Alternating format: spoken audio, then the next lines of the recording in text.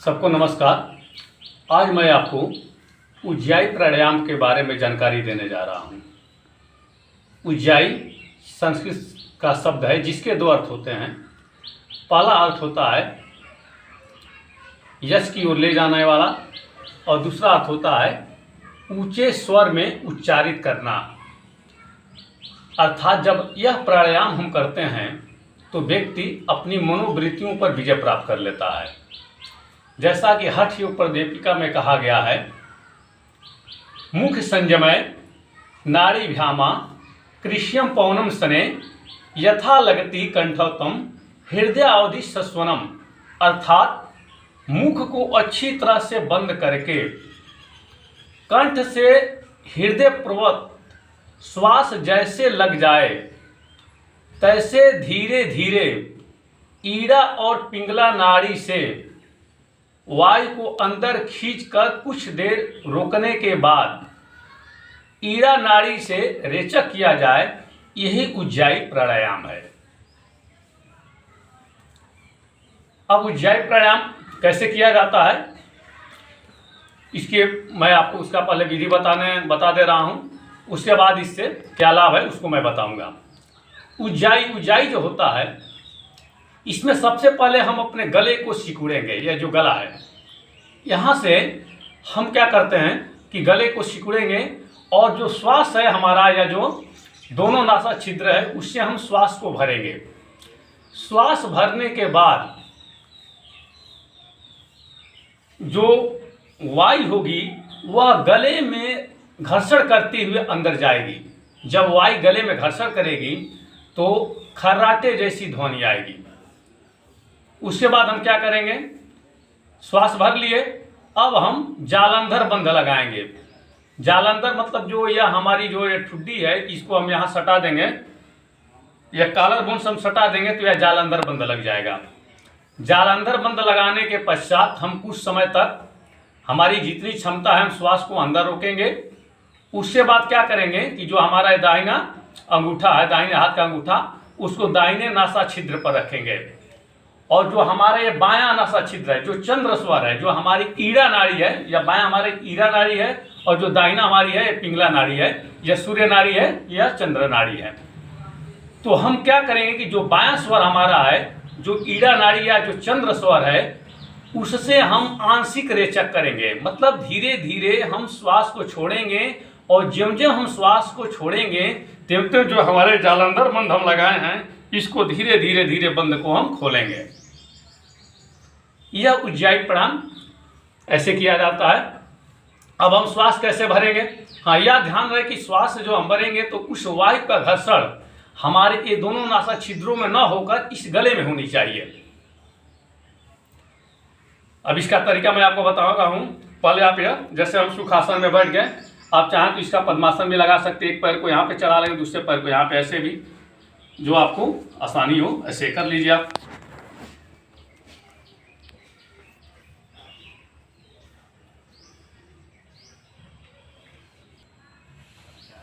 अब हम श्वास कैसे भरेंगे? यह हमारा पद्मासन लग गया, ये दोनों हमारा हाथ है, यह ज्ञान मुद्रा बना लीजिए और इसको हम घुटने पर रख लेंगे। शरीर हमारी सीधा रहेगी और पहले ऐसे सांस भरेंगे, आंखें बंद। पहले हम अपने फेफड़े को खाली कर लें।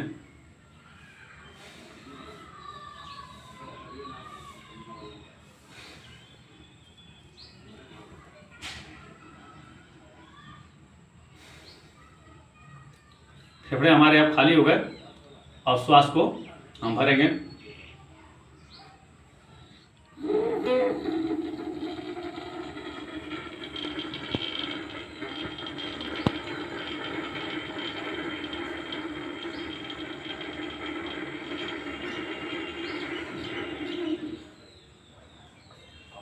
श्वास आपको भर लेना है। पहले मैं आपको बता दे रहा हूँ, श्वास भरने के बाद आप यहाँ पे जालंधर बंध देखिए, ये हमारा जालंधर बंध लग गया। कुछ देर तक रुकेंगे अपनी क्षमता के अनुसार। फिर हम यह दाहिना हाथ उठाएंगे और इसको लाएंगे, दाहिना नासा छिद्र बंद करेंगे और बाएं से धीरे धीरे, बाएं स्वर से हम धीरे धीरे बाएं नाक के छिद्र से धीरे धीरे हम श्वास को छोड़ेंगे और जो जो श्वास को छोड़ेंगे हम यह जो हम जालंधर बंद भी खोलेंगे।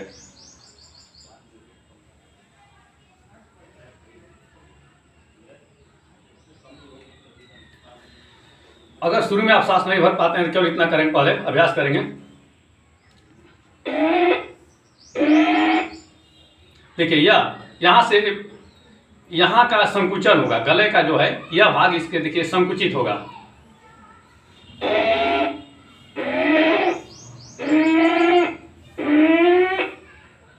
पहले आप ऐसे अभ्यास करेंगे। जब यह अभ्यास आपको हो जाएगा तो फिर हम श्वास को अंदर भरेंगे। जो वायु होगी, जब यहाँ पे आप गले को जब संकुचित करेंगे तो जो वायु घर्षण करती हुई अंदर जाएगी। उसके बाद हम क्या करेंगे, ये जालंधर बंद लगा देंगे। अगर जो लोग जालंधर बंद नहीं लगा पाएंगे वह अपने दोनों नासा छिद्रों को बंद कर लेंगे और अपनी क्षमता अनुसार कुछ देर तक श्वास को रोकेंगे। फिर वही प्रक्रिया अपनाएंगे, अंगूठे को ये दाहिने नासा छिद्र पर लाएंगे और बाएं से हम श्वास को छोड़ देंगे, अर्थात बाएं से रेचक कर लेंगे। अब एक बार मैं पूरा इसका आपको अभ्यास करके दिखा रहा हूँ। यह हमारा ज्ञान मुद्रा हो गया। आंखें हमारी बंद रहेगी और श्वास को पहले भरेंगे।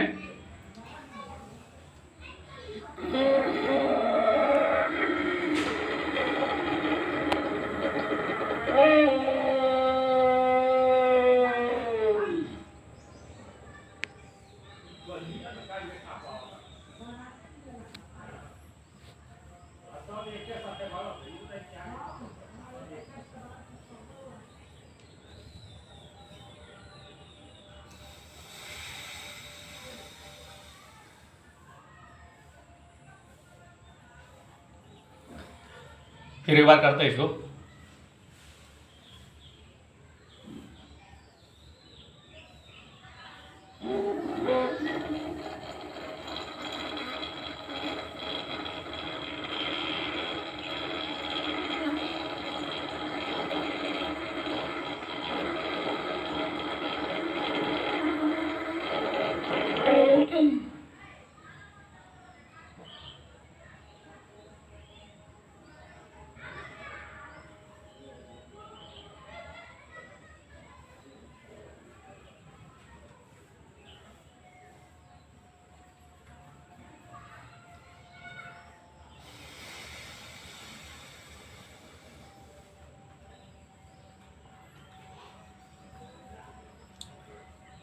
तो यह उज्जाई प्राणायाम करने की विधि है। फिर एक बार इसको करते हैं।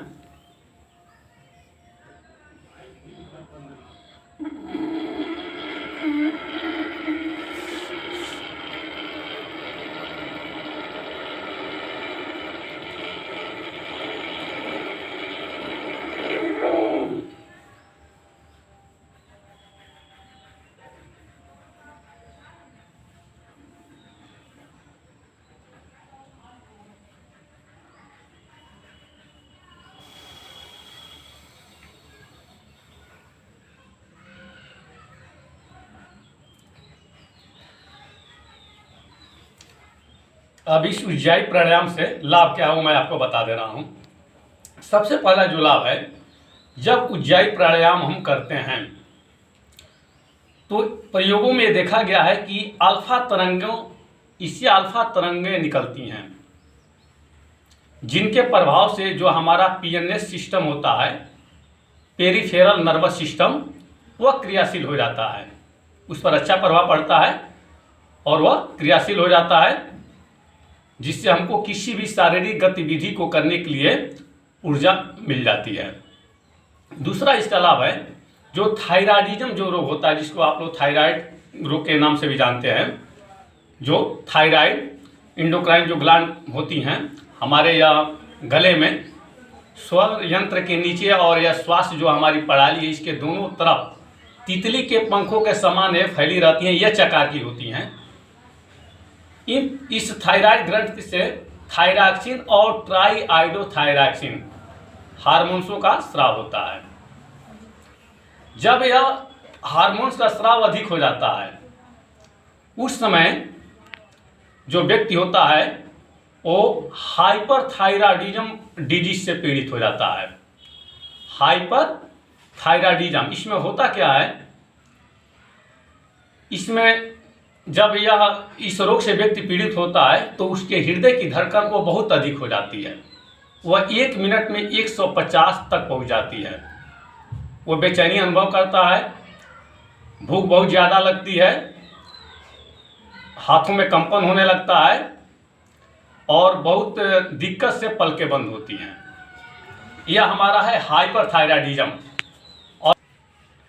और जब ये थायरॉक्सिन और ट्राईआयोडोथायरॉक्सिन जो हार्मोन्स होता है, इसका स्राव कम हो जाता है, उस समय हाइपोथायराइडिज्म जो डिजीज होती है उससे व्यक्ति को पीड़ित हो जाता है।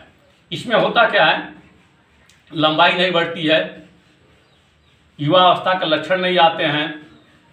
अगर बच्चों में देखा जाए तो उनके ओठ नीचे लटकने लगते हैं, उनकी जो चमड़ी होती है वो मोटी हो जाती है और उनके शरीर में सूजन हो जाती है, जिसके फलस्वरूप वो व्यक्ति मोटा दिखाई देता है। अगर हम उज्जाई प्राणायाम करें तो थायराइडिज्म जो रोग है यह नहीं होगा।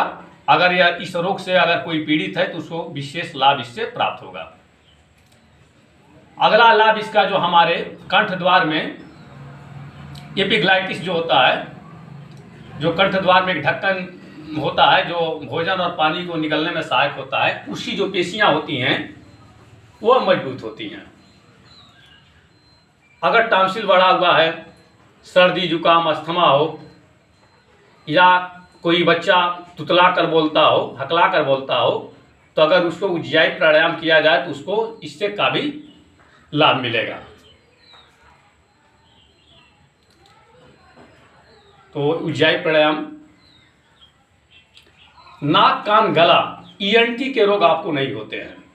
उज्जाई प्राणायाम अगर करेंगे आपको ईएनटी के रोग नहीं होंगे।